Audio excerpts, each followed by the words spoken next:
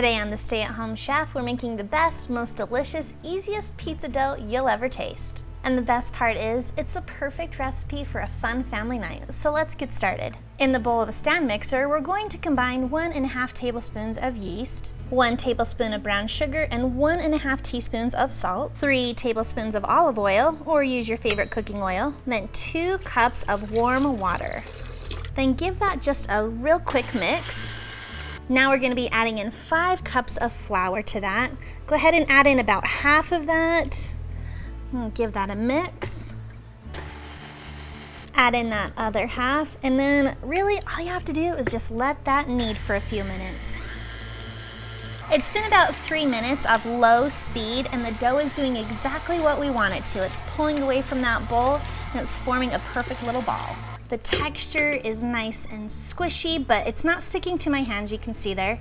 And our dough is ready. Now you just need to simply grease a bowl.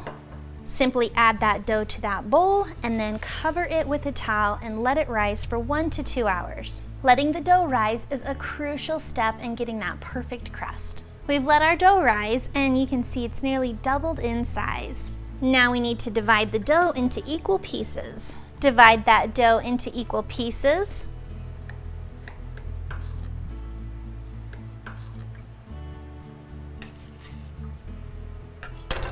You can make 4 12-inch crusts, 3 16-inch crusts, or 2 20-inch crusts with just a little bit left over, just based on whatever you want. I am making the 12-inch pieces. It's about a pound of dough. They average about 12 to 13 ounces on those 12-inch pizzas.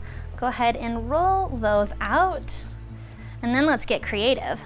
The sky is the limit when it comes to making pizzas. The toppings are endless, but I'm gonna make a simple pepperoni pizza. I'm using about ½ a cup of sauce that we have the recipe for that over on our website. You're gonna spread that across that dough.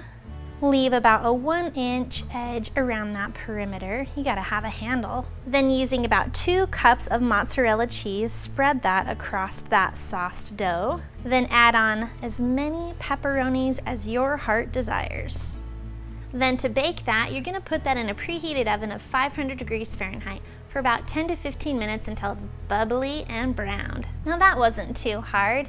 Make this and love it, and then you are ready to eat.